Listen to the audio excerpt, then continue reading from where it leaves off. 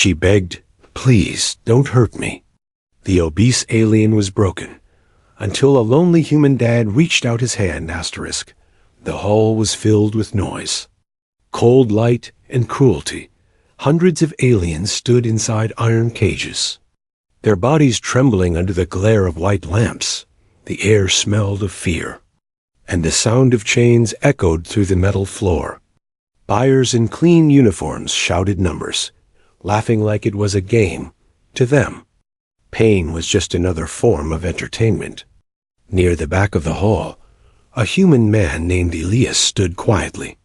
His clothes were simple, worn by long travel. His eyes were tired, but they carried something different, a spark of kindness the others had long forgotten. On the stage, a new prisoner was pushed forward. The guards laughed as she fell. The crowd gasped, not because of pity, but disgust. She was obese, her body large and covered with soft blue skin. Her 4 eyes were swollen from crying. She tried to lift herself but failed. Her voice broke as she begged, "Please, don't hurt me. I can't walk." For a moment, everything went silent. Then the hall exploded in laughter. The auctioneer, a tall lizard-like being, grinned and shouted, "Look at this one. Useless, heavy, broken. Who will take her home?" The crowd mocked her, throwing cruel jokes like stones. "Maybe use her for oil." Someone shouted, "She eat the ship dry before we reach orbit." Another laughed. Elias didn't laugh. His hand tightened around the strap of his bag. His heart hurt in a way he didn't understand. Maybe it was the way her voice cracked. Or maybe it was the way no one saw her as a person. The obese alien looked up again, her eyes searching for mercy that didn't exist. Tears rolled down her cheeks. Each breath came with pain. She whispered again, "Please, I can't walk." The auctioneer sighed, pretending to be bored. "No buyers? Fine, she'll be sent to the mines," he said. Waving a hand, the guards moved to drag her away. Their hands gripped her arms roughly, and she cried out in pain. That sound, a single broken cry, pierced through the noise and hit Elias's chest like a blade. He took a slow breath. His mind screamed to stay quiet, to walk away. He didn't even have much money left. But he couldn't move. He couldn't forget that voice. That helpless plea. He stepped forward. "I'll take her," he said. His voice was calm, but it carried power. The room froze. Every head turned toward him. The auctioneer blinked, confused. "You?" he asked. "You want that thing?" Elias nodded. The crowd laughed again, louder than before. Humans and their pity. Someone sneered. "What are you going to do? Feed her until she explodes." Another said. Elias ignored them all. His eyes stayed on the trembling alien. She couldn't believe it. Her body shook, her lips trembling. "Why?" she whispered. Elias only said, "Because no one else did." He paid the price, just enough credits to buy a broken machine, and walked to her. The guards handed him the control key for her chains. As the cold metal opened, the alien flinched, afraid he'd hurt her too. But Elias knelt beside her instead. "Can you stand?" he asked softly. She shook her head, tears falling again. I can't." Elias sighed, then carefully lifted her in his arms. She was heavy, but he didn't complain. The crowd murmured in disbelief as he carried her out. Step by step, through the same doors where slaves entered. The auctioneer stared at his back, muttering, "Crazy human." Outside, the night was cold and full of stars. The alien clung to his jacket, afraid of being dropped, afraid of being betrayed again. Elias said nothing. He just walked, slowly, toward the landing dock where his old ship waited. The silence between them was fragile. After a long moment, she whispered, "Why did you do it? Why save me?" Elias looked ahead and said, "Because I have a daughter who once cried the same way you did." The alien stared at him. Shocked, no one had ever compared her pain to something human. For the first time in years, she felt seen, not as a creature, but as a living being. The ship door opened with a soft hiss. Elias helped her inside. The engines hummed to life, and the auction house grew smaller in the distance. The alien's name was still unknown to him, but in his heart, he already knew this meeting would change everything. As the ship rose into the black sky, a soft voice echoed through the cabin speakers.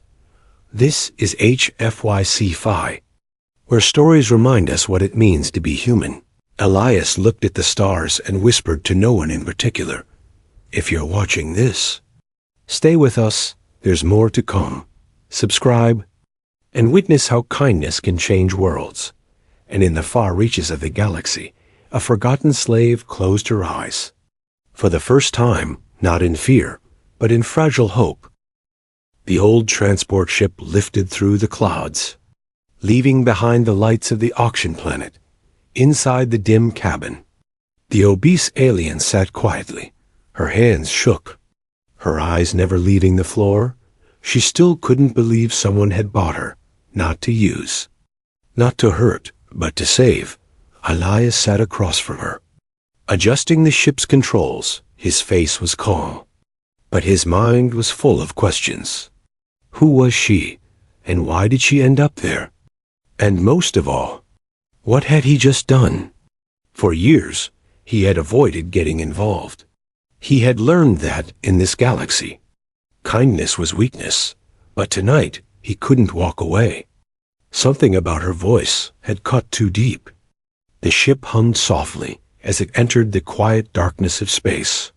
Stars drifted outside like slow-moving embers. Elias finally spoke. "You can rest now." The alien flinched at his voice. Are you going to sell me again?" He looked up, surprised. "No, I don't sell people." Her eyes blinked in confusion.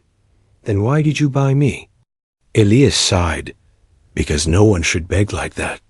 She stared at him, searching his face for lies. In her world, mercy always came with a price. He turned to check the engines, avoiding her gaze. He didn't want her to see the guilt in his eyes. Guilt for the hundreds he couldn't save before her. Guilt for the silence he'd chosen too many times. After a long pause, he said, "What's your name?" She hesitated. "Fallon," she whispered. "Fallon of the Valari." "Tribe? What's left of it?" Her voice cracked at the end, as if saying the name opened an old wound. Elias nodded slowly. "I'm Elias." The ship beeped softly, signaling they were leaving orbit. The stars stretched into long silver lines. For a moment, neither spoke. The silence was heavy but not cruel. Fallon finally asked, "You have a family?" Elias froze. His hand stopped over the control panel. "A daughter," he said quietly. "She's waiting for me at home." Fallon's lips trembled. "You're a father?" He nodded. "Yes, and I hope she never sees what I've seen." Outside, lightning flashed across a passing storm world. The ship shook slightly, making Fallon gasp. Elias steadied it easily. "It's okay," he said. She nodded, trying to breathe calmly. Her body ached from years of chains. Her legs were weak, broken long ago in the mines. Elias stood and opened a storage compartment, pulling out a blanket. "Here," he said, placing it over her shoulders. She looked at it like it was a strange object, soft and unfamiliar. "No one ever—" She began, then stopped, afraid to finish. "No one ever treated you kindly?" he asked. She shook her head, her voice barely a whisper. "Kindness doesn't exist in cages." Elias sat back, eyes heavy with thought, for a long moment. The only sound was the hum of the engines. He wanted to say something, something that could erase her pain, but no words came. Then the ship's radar beeped sharply. A red light flashed on the control board. Elias frowned. "That's not right," he muttered. "What is it?" Fallon asked nervously. Someone's following us, he said. Thalen's heart began to race. Who? Elias scanned the radar. 2 small ships. Fast ones, not patrols. Her voice trembled. The auctioneers? They don't like losing slaves. Elias's jaw tightened. Then they should have treated them better. He pressed a switch. Shifting the ship into stealth mode, the lights dimmed, engines grew quieter. The pursuers appeared on the screen. Sharp metallic crafts with glowing red emblems. They're closing in, Thalen said, fear in her eyes. Elias's fingers moved quickly over the controls. Hold on, he said. The ship dove suddenly into a nearby asteroid field. The stars vanished behind spinning rocks and shadows. The attackers fired, bright streaks of plasma tearing through space. The ship shook violently. Alarms blaring, Thalen screamed, clutching her seat. Elias gritted his teeth. Don't worry. I've flown through worse. He swerved between the rocks. Engines roaring as metal scraped against stone. The alien ships followed, determined not to lose their prize. Elias's ship twisted, turned, and vanished into a dark crevice between 2 massive asteroids. The radar went silent. Only the faint echo of their pursuers remained. Minutes passed. The silence was unbearable. Thalen trembled, whispering, They'll find us. Elias shook his head. Not if I shut down everything. He pressed a button, and the lights went out. The ship became a silent shadow, drifting in the cold void. For a moment, they could hear only their breathing. Thalen looked at him, this strange human who risked his life for a stranger. Why do this? She asked again. You could have left me. You could have saved yourself. Elias looked out at the stars. His voice quiet but strong. Because when you stop helping others, you stop being human. Thalen stared at him, her eyes reflecting the starlight. No one had ever said words like that to her before. For the first time in years, she believed there might be something left in the galaxy worth living for. Suddenly, a sound came from the back of the ship, a soft metallic click. Elias turned, his eyes narrowing. That wasn't the ship, he said quietly. Thalen froze. What do you mean? He grabbed a small flashlight and walked toward the sound. The floor panels creaked under his boots. In the cargo hold, something moved, a faint rustling behind a stack of crates. Elias raised the light. Who's there? He demanded. The light fell on a small metal case, and a hand, a human hand trembling, covered in dirt. Then a voice whispered weakly, Dad! Elias's heart stopped. He dropped the light. Mira? He whispered in shock. The girl stepped out from the shadows. Her clothes torn, her eyes wide. I followed you, she said, before Elias could speak. Thalen cried out from the cockpit. They found us. The radar flashed red again. The enemy ships had returned. Elias looked between his daughter and the window, his mind racing. How could he protect both of them now? The alarm screamed louder. The first plasma shot hit the hull, shaking the entire ship. Thalen shouted, They'll board us. You must run. But Elias stood his ground. No one's taking anyone tonight, he said. He rushed to the controls, grabbing the emergency throttle. The ship roared back to life, lights flickering. He turned to Thalen and Mira, his voice steady but filled with determination. Hold on tight, he said, because this time, I'm fighting back. And with that, the engines burst like thunder. The old ship lunged forward into the darkness, leaving behind a trail of fire and defiance. The hunters followed, but they had no idea, this time. They weren't chasing prey. They were chasing a father who had nothing left to lose. The ship broke through the final layer of dark clouds, leaving behind the burning sky of the asteroid chase.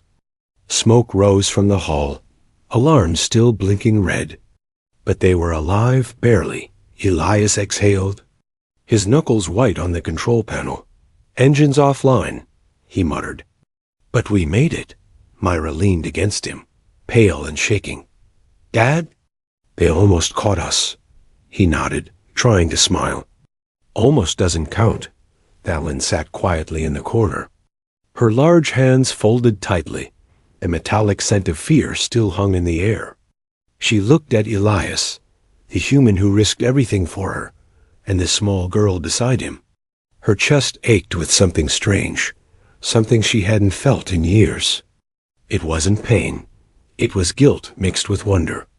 The ship drifted through empty space until a small planet appeared ahead, green clouds, silver oceans, and a ring that shimmered like glass. Elias pressed a code into the console, and the ship began its slow descent. "That's home," he said quietly. Mira looked out the window, her voice small. "You brought her. Home with us?" Elias didn't answer immediately. "She's not safe anywhere else," he said. Fallon turned her gaze away, ashamed. "I'll leave once I can walk," she murmured. Elias looked at her, his tone firm. "No one's leaving?" "Not yet."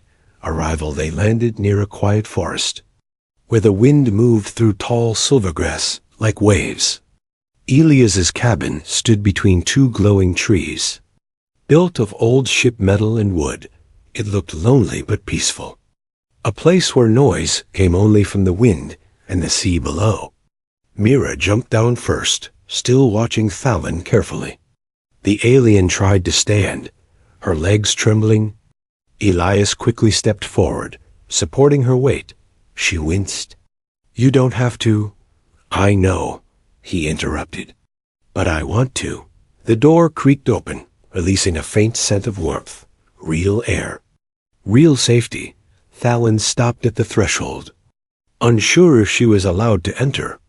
Myra stood beside her father, whispering, "She's different." Elias knelt beside his daughter. "So are we," he said softly. "And difference isn't danger. Inside." The house was small, but full of life. Books lined the shelves. Tiny lights hung from the ceiling. A picture of a smiling woman stood on the table. Covered in dust, Fallon's eyes rested on it. "Your mate?" she asked quietly. Elias's hand froze for a second. "She passed away. Long ago." "I'm sorry," Fallon said. He nodded, but his eyes were far away. "So am I." A quiet beginning days passed. Filled with silence, Mira avoided Fallon at first, peeking from doorways, curious but afraid. The alien spent her time near the window, staring at the trees. Her legs were too weak to move freely. S.O. Elias built a small support frame for her. He worked in the corner, tools clinking softly. Fallon watched him, wondering why his hands were so patient. One evening, as the rain tapped gently on the roof, Elias brought her a bowl of warm soup. "Try this," he said. Fallon sniffed it, confused. "What's in it?" "Vegetables." "From the garden." She hesitated, then took a small sip. Her eyes widened. It was simple, but full of flavor. She hadn't tasted kindness before, not even in food. Tears filled her eyes without warning. Elias frowned. "Did I do something wrong?" She shook her head quickly. "No, it's just, I forgot what warm food feels like." He didn't say anything after that, just sat across from her in silence. And somehow, that silence spoke more than words. Mira's question later that night. Myra approached her father. "Why did you save her?" Elias looked up from fixing a small drone. "Because no one else would." "But she's not like us." He smiled sadly. "That's why it matters." Myra frowned. "She's scary." "She's scared," Elias corrected gently. "There's a difference." Myra thought about that as she glanced toward Fallon's room. Through the half-open door, she saw the alien sitting by the window, holding a small glowing orb Elias had given her for light. Her reflection looked fragile, not monstrous. Something inside Mira shifted, curiosity mixed with empathy. The hidden past one afternoon While Elias was outside repairing the ship, Thalin asked Mira softly, "Your father, why does he live here, so far away?" Myra shrugged. "He used to be a soldier." Thalin's eyes narrowed. "A soldier?" "Yes," the girl said. "He fought in the colonial wars. He stopped when Mom died." Thalin turned pale, her fingers trembling. "The colonial wars," she whispered. "That means—" She froze, memories flooding back. The blinding light of human ships, the sound of screaming Velari, the ground burning beneath her feet. She saw her family again, her tribe, her home, her children, all taken. Destroyed by war, by humans, her breathing grew heavy. Myra noticed, worried. "Are you okay?" Thalin forced a smile. "Yes. Yes, I just need air." She waited until Mira left, then gripped the side of the table, her heart pounding. This man, this kind human who saved her, had once been part of the same army that destroyed everything she loved. A tear rolled down her cheek. She whispered to the empty room, "What kind of mercy is this?" The silent night that night. Elias noticed her distant eyes. "You're quieter than usual," she looked at him. "Did you ever fight on Velari Prime?" He hesitated, his hand freezing mid-air. "How do you know that name?" She turned away. "Because it was my home." The silence that followed was like a blade, sharp and cold. Elias finally said, "Yes, I was there. But I didn't choose that war." Thalin's voice shook. "No one ever does. Yet my children died under your ships." Elias closed his eyes, guilt heavy in his chest. "I can't change what happened," he said quietly. "But I can choose who I am now." Thalin's anger melted into sorrow. Her voice broke. "And who are you now, Elias?" He looked at her with tired eyes. A father trying to teach his daughter that hate doesn't heal anything. For a moment, neither spoke. Outside, thunder rolled through the valley. Inside, two broken souls sat together in the flickering light, enemies of the past, trapped in the same silence of pain. The sound in the woods later that night. Mira ran into her father's room, breathless. "Dad, someone's outside." Elias grabbed his blaster, eyes sharp. Thalin struggled to stand. "Who?" Myra pointed toward the window. "I saw lights. Near the trees." Elias moved quietly to the door, opening it just enough to look out. The forest was dark, rain falling in silver streaks. At first, he saw nothing, only shadows. Then, a flicker of red light moved behind the trees. Slow and deliberate, Elias whispered, "They found us." Thalin's blood ran cold. The auction hunters? Elias nodded grimly. "They never give up." He turned to her. "Can you move?" She shook her head. "Not fast enough." He placed a hand on her shoulder. "Then I'll buy you more time." Mira clutched his arm, tears in her eyes. "Dad, don't," he smiled. "I have to." "Sweetheart?" He stepped into the storm, the door closing behind him with a heavy sound. Thalin stared at the empty doorway, her heart beating faster than ever. For the first time since the mines, she prayed not for herself, but for the human who had shown her what kindness looked like. Outside, thunder echoed, and in the distance came the first shot. The storm had passed, but the echoes of gunfire still hung in the forest. Mira sat by the window, clutching her knees, waiting for her father's shadow to appear. Every second felt like an hour. The rain had stopped, yet her heart still pounded like thunder.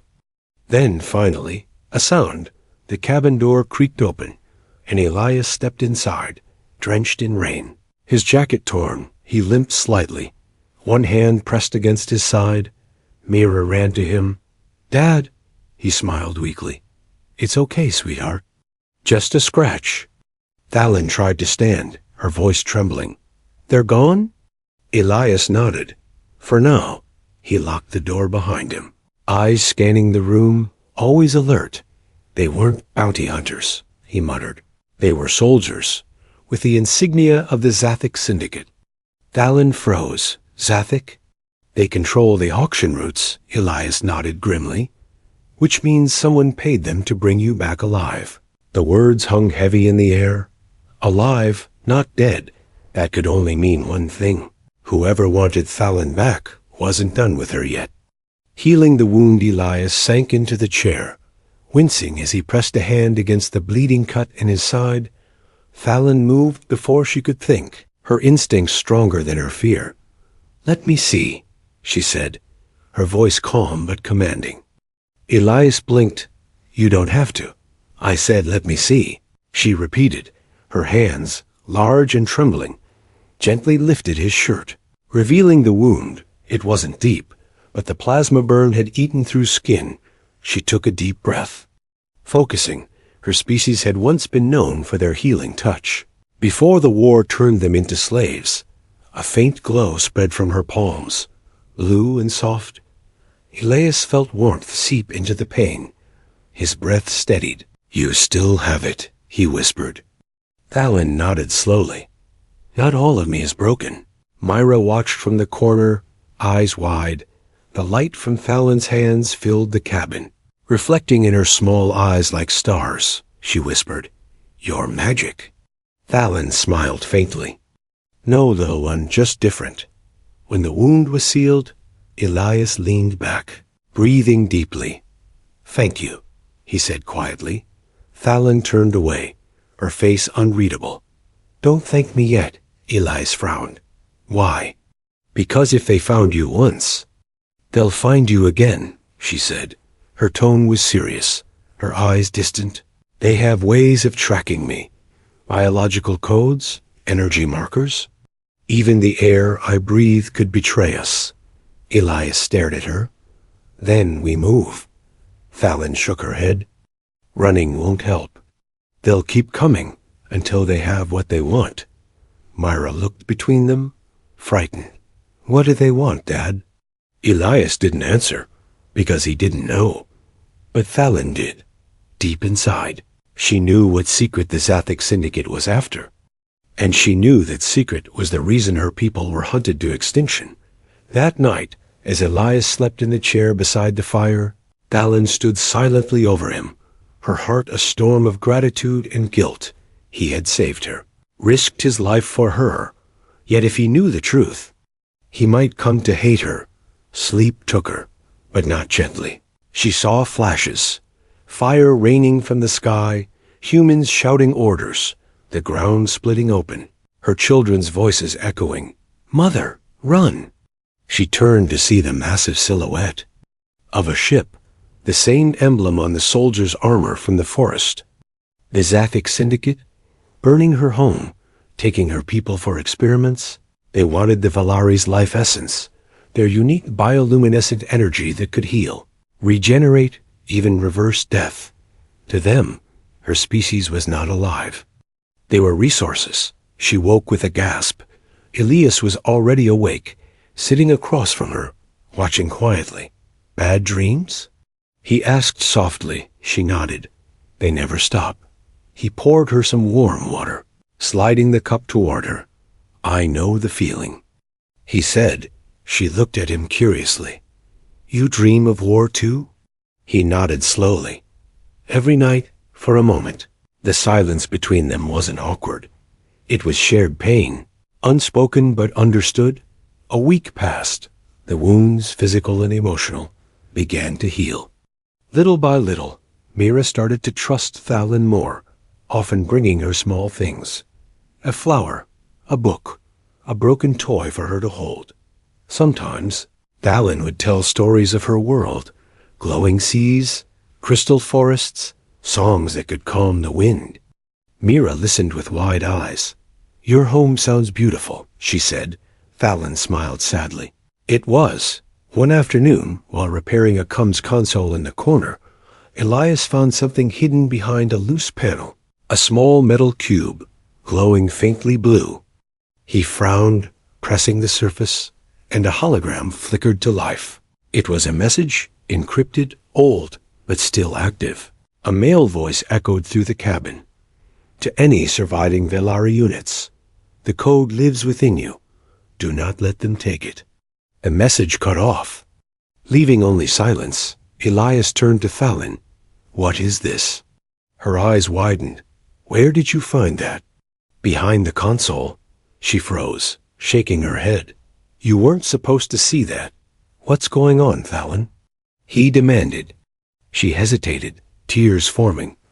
I'm the last carrier. Carrier of what? The Genesis code, she whispered. It's the DNA pattern that could restore my species, or destroy it forever if it falls into the wrong hands. Elias stared at her in disbelief. So that's why they're after you, he muttered. Fallon nodded. They've hunted me since I escaped the labs. I thought if I hid, maybe they'd forget, but they never do. Myra stepped closer, her voice small. Then we'll protect you. Fallon looked at her, her heart breaking. Child, I've seen what happens to those who try. Elias's voice hardened. I've seen worse. He walked toward the window, watching the rain. You're safe here. As long as I'm breathing. The storm returns the next morning. Elias began reinforcing the cabin, sealing windows, strengthening doors, checking power cells. Fallon watched him work, guilt heavy in her chest. She wanted to tell him to stop, to run, to save his daughter. But something deep within her, something human, refused to let go of hope. That evening, as darkness fell over the forest, Fallon felt it again, a pulse, faint but unmistakable, vibrating through her veins. They found me, she whispered. Elias looked up sharply. How do you know? She touched her chest, eyes glowing faintly blue. They're scanning for the code. My body reacts to the signal. Outside, a deep rumble rolled through the valley. Lights appeared in the distant sky. 3 ships descending through the clouds. Elias grabbed his weapon, pulling Mira close. How long before they land? Fallon's voice trembled. Minutes. Elias turned to her. Then we use every second. The last preparation, he handed Mira a small transmitter. If I tell you to run, find the old bunker behind the waterfall. Stay hidden until I call. Mira shook her head, tears in her eyes. Dad, please, he smiled softly. You're my brave girl, remember? Fallon tried to stand. I can help. Elias turned to her. You can barely walk. Her voice deepened, powerful. You don't understand, Elias. They want what's inside me. If they kill me, they'll take it anyway. Her eyes began to glow brighter, a soft hum filling the air. Elias stepped back in awe. What are you doing? I'm unlocking the part of me I swore I'd never use again, she whispered. Blue light spread across her veins, patterns glowing like constellations. Mira gasped. She's turning into a star. Elias whispered. No, she's fighting. Outside, the enemy ships touched down, their engines shaking the ground. A voice echoed from the forest speakers, mechanical and cold.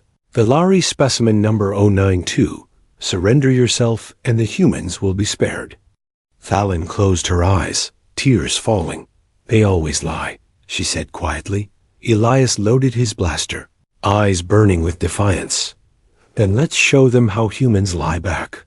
The wind howled through the trees. The cabin lights flickered. And somewhere in the storm, a destiny began to unfold. A broken soldier, a dying alien, and a frightened child, about to change the galaxy forever. The first explosion lit the forest like a second sun. The ground shook, glass shattered, and the cabin's old walls groaned under the blast. Mira screamed, diving under the table. Elias threw himself over her, his back taking the hit of flying splinters. Outside, armored figures stepped through the smoke, tall, silver suits with glowing red visors. The mark of the Zathic Syndicate. They moved in silence, their boots crushing the silver grass, weapons humming with energy. The leader raised the scanner, voice metallic and cold. Target confirmed. Velari signature detected inside. Fallon stood near the center of the room. her body glowing faintly blue. Her chest rose and fell rapidly, light pulsing in rhythm with her heartbeat. Elias looked at her, breathless. Whatever you're planning, make it fast, Valen nodded. I need time. Elias grabbed his blaster, stepped to the door, and said what every soldier says before a hopeless fight. Then I'll give it to you. The first wave the door blew open. 3 soldiers stormed in, weapons raised. Elias dropped to one knee and fired. Each shot clean and precise. The first fell instantly, sparks bursting from his armor. The second ducked, returning fire, plasma slicing through the wooden walls. The third aimed at Thalen. But Elias was faster. His shot tore through the soldier's chest plate, sending him crashing into the wall. Smoke filled the cabin. Mira coughed, eyes watering. Dad!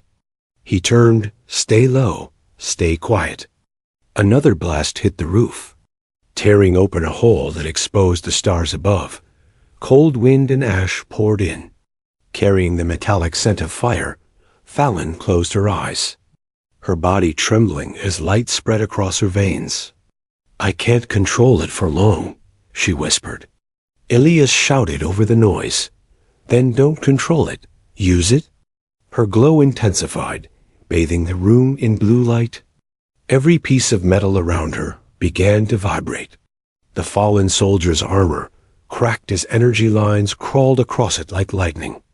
Mira stared in awe, whispering, she's burning from the inside. Thalen's voice changed, layered with echoes. They used us for power. Now they'll see what that power really is. Outside, the Syndicate soldiers formed a perimeter, waiting for the order to breach. But before they could move, the cabin's windows exploded outward. A pulse of pure energy swept through the clearing. Trees bent, ash rose into the air, and the soldiers were thrown like dolls into the firelight. Elias shielded Mira, his ears ringing. When the light faded, Thalen was on her knees. Smoke rising from her skin, she looked up at Elias, her voice weak. They won't stop. I can't hold it again without. Without what? He asked, without losing myself. The voice of the enemy from outside. A deep voice boomed through the combs. Thalen Velari. Surrender the Genesis code. Ales froze. They know your name. Thalen clenched her fists. Of course they do. They made me? The door burst open again.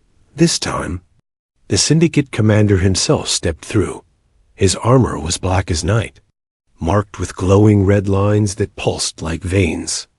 He removed his helmet slowly, revealing a pale human face. Elias's eyes widened. You?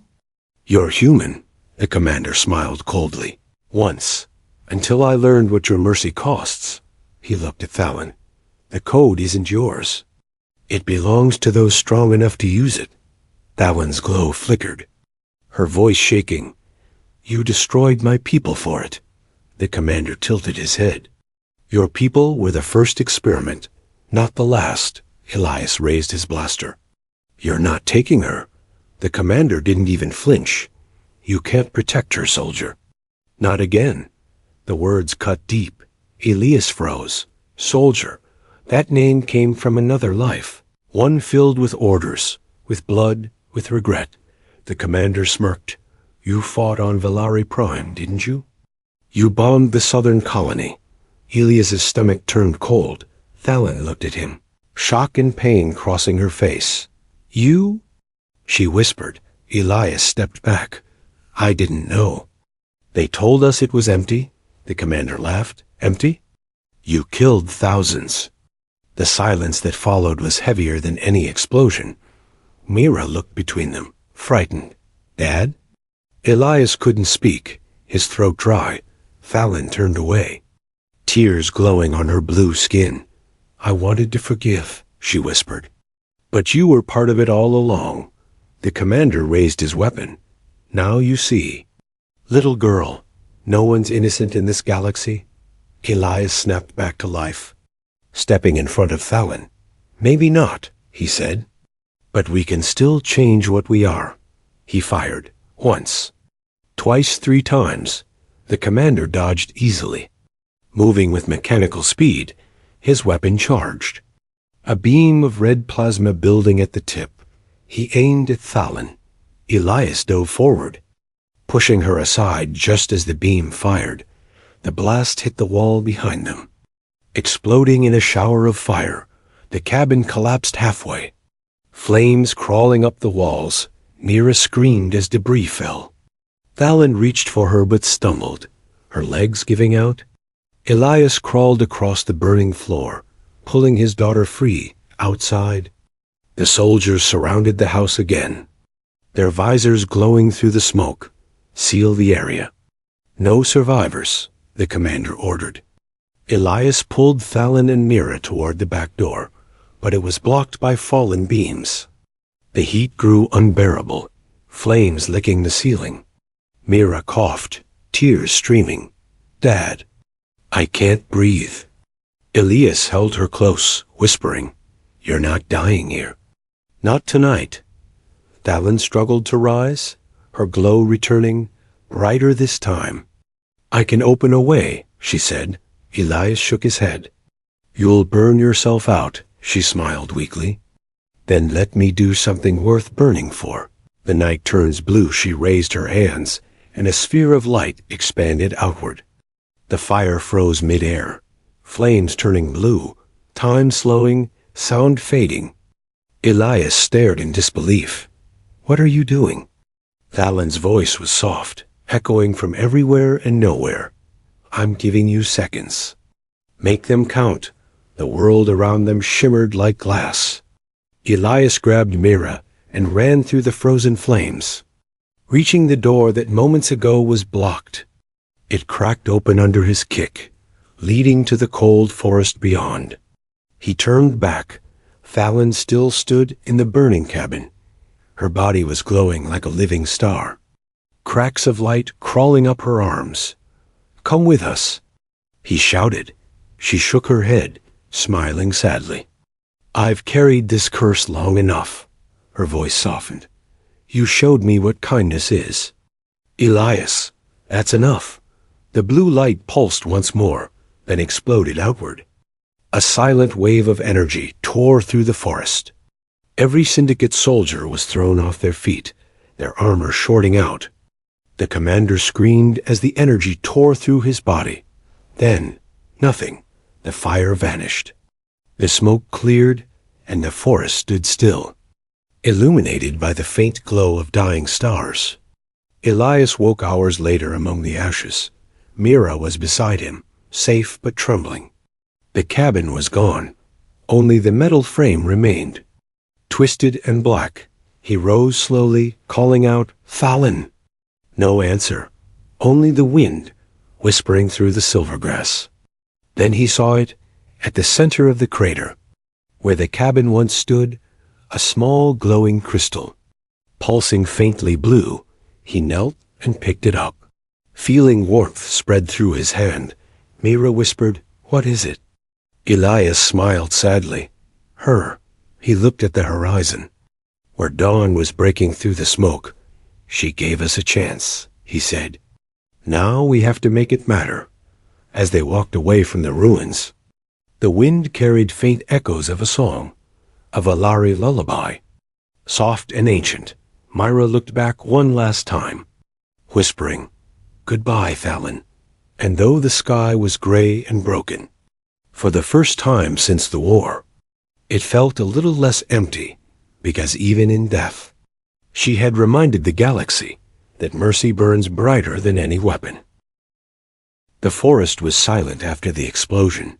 The smoke had thinned, but the air still carried the smell of burned metal and scorched earth. Elias walked through the wreckage, his clothes torn, his arm bleeding. In his hand, he held the glowing crystal, the last trace of Thalon. It pulsed softly, like a heartbeat that refused to stop. Myra followed behind, silent, clutching a blanket around her shoulders. Her small footsteps crunched on the ash. She didn't cry anymore, not because she was strong, but because she was empty. The fire had taken everything, their home, their peace, and the only friend who had shown them what courage looked like.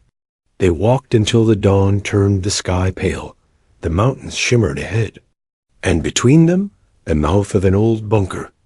Half buried by time, Elias stopped, brushing off the dust from the rusted door.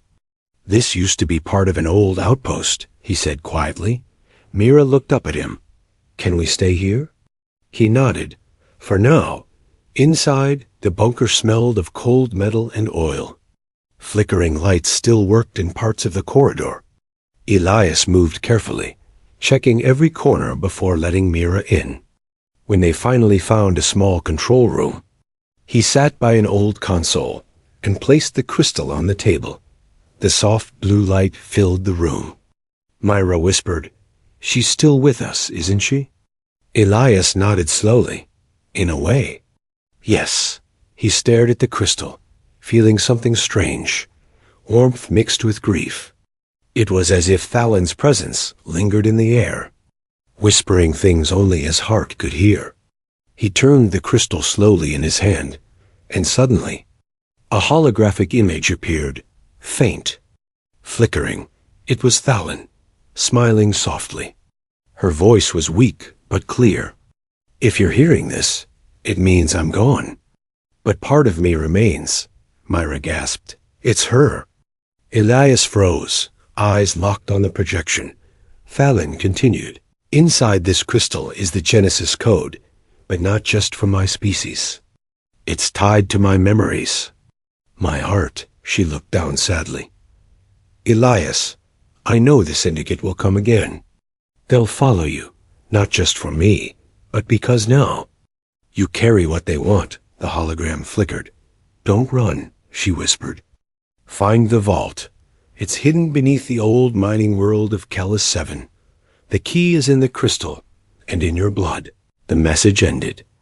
Leaving them in silence, Elias stared at the dim light, his jaw tightening. "In my blood?" he muttered. He looked at his hand, the one that had touched the crystal when she died. The veins faintly glowed blue. Just for a second, he clenched his fist. So she gave it to me. The return of shadows that night. The wind howled outside the bunker like a warning. Mira slept beside him, her small hand gripping his sleeve. Elias sat awake, the crystal glowing on the table beside him. Every time he closed his eyes, he saw her, Thalin, standing in the firelight, smiling before she vanished. Suddenly, a faint sound echoed through the corridors. Metal tapping metal. Elias grabbed his weapon instantly. Eyes narrowing, he whispered, "Mira, stay behind me." He moved silently toward the entrance tunnel, every step careful. A faint red glow reflected off the walls. And then a shadow moved. He aimed his weapon. "Stop." The figure froze, raising both hands. "Don't shoot," a voice said, rough but human. From the darkness stepped an old man wearing a half-broken flight suit, his face scarred, his hair silver. Elias kept his weapon up. "Who are you?" The man smiled weakly. "Name's Carrick. I used to be Syndicate.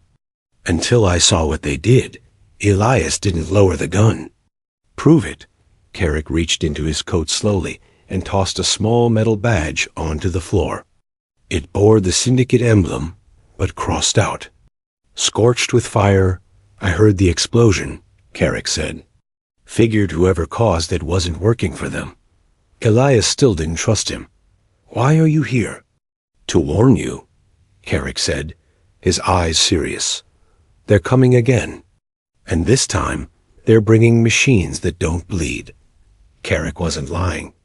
By dawn, the scanners lit up with dozens of red blips, moving fast. Drones, walkers, ships, all converging on the coordinates. Elias stood by the console, staring at the display. Mira whispered, "How many?" He swallowed hard. "Too many." Carrick handed him a data chip. "These bunkers have old defense systems, drones, mines, energy turrets. You can activate them with this." Elias took it. Sliding it into the terminal, Old systems hummed to life. Lights flickering out across the walls. Rusty machines unfolded from the ceiling. Weapons humming after years of silence. Thalin's voice echoed faintly from the crystal. Protect them. No matter what. Elias closed his eyes, whispering, I will. The first syndicate drones arrived at midday, black and sharp as blades. They flew low, scanning the ground, their red eyes glowing.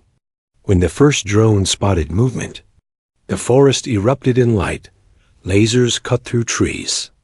Explosions shook the earth. Elias shouted, Myra, stay down. He manned one of the old turrets. Its barrel glowing blue as it fired. The recoil nearly broke his arm. But the drone exploded mid-air, raining sparks over the trees. Carrick worked the side controls, shouting, They're deploying walkers.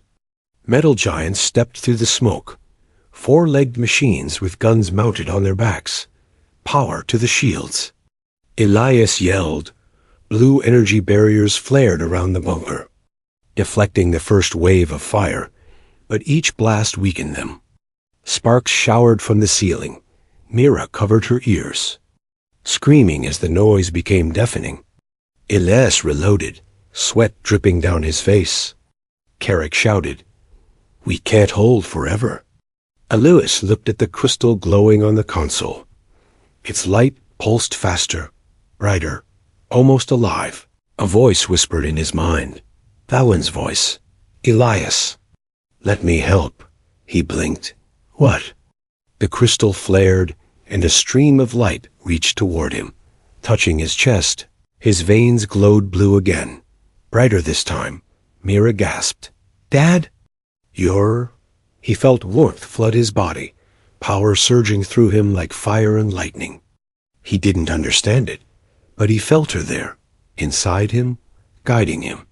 The light in the fire, Elias stepped outside the bunker, the storm of battle raging around him. Bullets, plasma, and fire tore through the forest. But none touched him. Every blast that came close was deflected by a shimmering blue field. He raised his hand, and energy burst from his palm.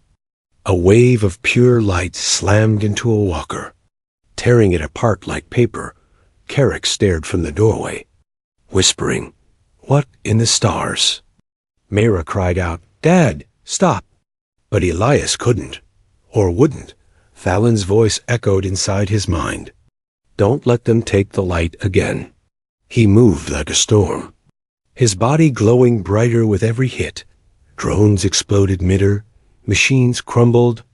Even the Syndicate commander's new ship, black and monstrous, faltered under the surge of light.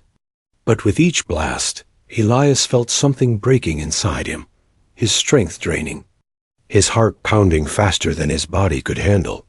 He fell to one knee, coughing blood, the glow flickering. Thalin's voice whispered, Enough, Elias. Enough, he gasped. Not. Yet, he looked back at the bunker, at Myra watching him through the broken door. Tears streaming down her face, he smiled weakly. I told you I'd keep you safe. He raised his hand one last time. A blinding sphere of light erupted from his chest. It spread across the battlefield, wiping out every machine, every drone, every weapon. Then, silence. The light faded, the machines were gone, and at the center of the clearing, Elias lay still, his body surrounded by soft blue energy. Mira ran to him, sobbing, Dad, please. But when she touched his hand, it was warm, still alive. The crystal floated above his chest. Glowing softly, Thalin's voice spoke one last time. He carries my heart now, she said, and through him, we live. When the sun rose, the forest shimmered with mist and quiet peace. The Syndicate army was gone, their signal erased. Carrick stood watch at the bunker door, weapon in hand. Mira sat beside her father. Holding the glowing crystal, she whispered softly, She saved us. Again, Elias opened his eyes slowly. Weak but alive, he looked at her and smiled. No, he said softly. We saved each other. The camera of the mind pans out over the quiet valley, over the rising sun, over the smoke and light of a world that had burned but refused to die. And in the faint wind, Thalin's voice echoed, calm, eternal. Kindness is not weakness, Elias. It's the light that survives the fire. The morning after the battle was quiet, too quiet. The forest that once burned now shimmered under pale sunlight. Ashes drifted like snow, and smoke curled gently into the sky. It felt like the world was holding its breath, waiting to see who had survived. Inside the bunker, Mira sat beside her father. Elias was pale and still, his chest rising slowly with each breath. The blue glow of the crystal pulsed faintly above him, steady. Rhythmic, alive, she held his hand, whispering softly, Please wake up, Dad. Please. The silence answered only with the faint hum of the machines. Carrick watched from the doorway, his old face shadowed with grief. He had seen many wars, many deaths, but this was different. He had seen a human stand against an empire, for one life that wasn't even his own species. He had seen kindness defy extinction.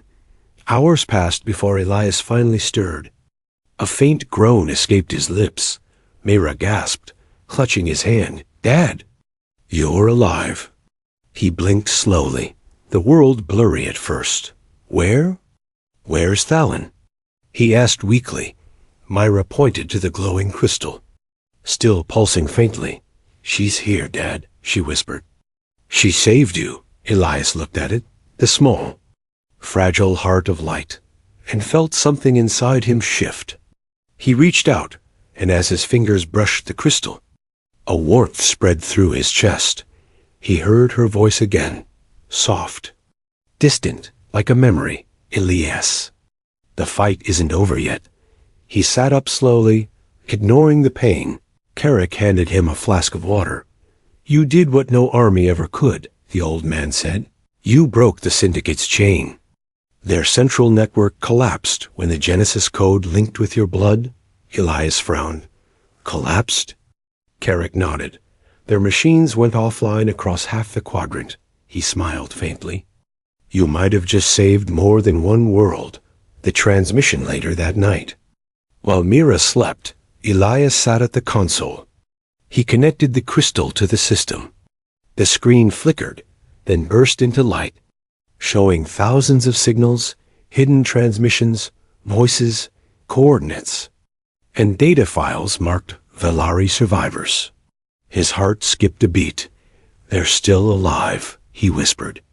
He could see scattered colonies, refugee signals, faint but real. Thalin's voice echoed from the crystal again. I left pieces of the code within each survivor. Together, they can rebuild. Her tone softened. But only if humanity helps them. Elias leaned back, thinking of what that meant. The galaxy was broken, humans and aliens divided by old wars. But maybe, with her light, they could start again.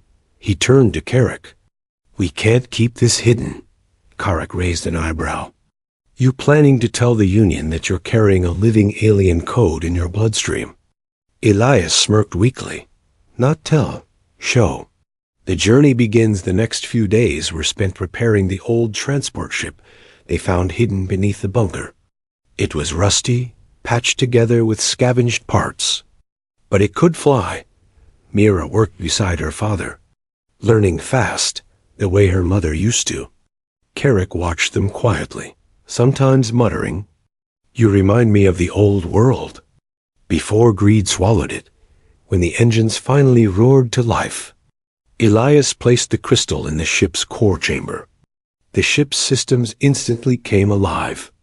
Glowing blue, the AI voice said, Genesis protocol recognized. Navigation unlocked. A holographic map appeared, showing the path to Kellis 7, the mining world Thalin had mentioned. Elias whispered, We're going home. Thalin, the shadow that follows, but even as they lifted off, something stirred in the distance, Far beyond the stars, deep within the remains of the Syndicate's command station, a single drone reactivated, its red eye flickering weakly, inside its damaged memory core. One command loop repeated, retrieve the code. And somewhere, among the wreckage of the forest they left behind, a figure moved, the commander, half-burned, armor cracked. His human eye glowed faintly red, the cybernetic implant still alive. He whispered through broken lips, "You can't hide forever." Elias, the world of Kellis 7 days later. The ship descended through the thick green atmosphere of Thiel 7. Below them stretched endless fields of glowing ore, old mines and towers of broken machinery. The world was dead, but beneath its surface, faint energy readings pulsed, a heartbeat waiting to be awakened. They landed near the center of the mining zone. Elias held the crystal close. Feeling it vibrate softly, Mira looked around. "It's so quiet." Carrick loaded his rifle. Too quiet. As they walked deeper into the tunnels, the air grew colder. Ancient symbols lined the walls, Velari runes glowing faintly as the crystal's light touched them. Thalin's voice whispered through the echoing halls. "You're close, at the deepest chamber." They found it, a massive door, carved with the same symbol as the crystal. Elias pressed the crystal to the surface. Light spread across the walls like veins of fire. The door trembled, then opened, revealing a vast underground vault. Inside, suspended in transparent pods, were hundreds of Velari, their bodies preserved in stasis, their skin glowing faintly blue. Mira gasped. She wasn't lying. Elias stepped closer, awe filling his chest. "They're alive." The chamber came alive with sound as the systems reactivated. Lights flickered, machines hummed, a holographic panel appeared in front of Elias, showing the words, "Initiate Genesis Protocol. Confirm." He hesitated. "What if it fails?" Carrick said softly. "Or what if it works?" Elias looked at the crystal in his hand. Thalin's heart. "Her legacy," he whispered. "For you," and pressed confirm. The crystal shattered into light. Streams of blue energy shot through the vault. Each pod lit up one by one. The Velari's chests rose. Air filling lungs that hadn't breathed for decades. Eyes opened, glowing, confused, alive. Mira laughed through her tears. "Dad, look." Elias could barely speak. "She did it?" She brought them back. Thalin's voice echoed one final time. "Life isn't something we own, Elias. It's something we share." But the celebration was short-lived. The ground trembled. A sound like thunder growing closer. Carrick cursed. "They followed us." The Syndicate commander's ship tore through the clouds above. Engines screaming, guns glowing red, he broadcast his voice through the cavern's combs. "You can't save them, Elias. The code belongs to me." Elias shouted, "Get the survivors behind cover." Carrick and Naira ran to protect the newly awakened Velari. Elias faced the sky, raising his weapon. But this time, he wasn't alone. The Velari raised their hands, blue light gathering in unison. Their energy flowed into Elias. Merging with the glow in his chest, the air crackled. The earth itself seemed to breathe. Elias looked up, eyes burning with light. "Thalin, lend me your strength." The commander fired the first shot, a massive beam that tore through the ground. Elias countered with a wave of light so bright it split the clouds apart. The beam struck the ship, bending metal, shattering engines. The commander screamed, "You can't kill me. I am evolution." Elias stepped forward, voice calm. "No, your extinction." He raised both hands, and the light engulfed everything. When the light faded, the sky was clear. The Syndicate ship was gone. Nothing but falling ash. Silence returned to Kellis 7. Only the hum of the vault remained. Elias collapsed to his knees. Exhausted but alive, Mira ran to him, hugging him tightly. You did it. He smiled weakly. We did it. The Velari gathered around, their leader stepping forward, a tall being with markings like Thalin's. She bowed deeply. You carry her light, she said softly. You carry our future. Elias handed her the small shard that remained of the crystal. She wanted you to have this. The leader took it gently, holding it to her heart. Then let this world remember what humanity gave us, she said. A chance to live again. The legacy weeks passed. The Velari rebuilt their colony. And humans began to visit Kellis 7, not as conquerors, but as partners. News spread across the systems. A human and an alien had ended the syndicate. A father and a stranger had changed the fate of two species. Elias sat on a hill overlooking the new settlement. Mira played with Velari children nearby, their laughter echoing under the bright sky. Carrick stood beside him, lighting an old cigar. Never thought I'd live to see peace, he said. Elias smiled. Maybe it's not peace yet, but it's a start. The wind blew gently, carrying the faint hum of the rebuilt world. He closed his eyes and whispered, Thalin, you were right. Humanity isn't just flesh and bone. It's the choice to care when no one else will. Above them. The clouds parted, and for a moment, the sunlight turned blue, as if the universe itself remembered her. Epilogue, the star called Thalin years later. Stories spread of a star in the outer rim, glowing brighter than any other. They said if you looked closely, it pulsed like a heartbeat. Some called it a myth. Others said it was the soul of a Velari who gave her life to show a soldier what it meant to be human. Elias never claimed to know the truth, but every night, before sleep, he'd look at that star and whisper, Good night, Thalin. And somewhere in the silent galaxy, a faint voice always seemed to answer, I'm still here. Elias, because even in the endless dark of space, kindness remembers, love endures, and humanity always finds a way.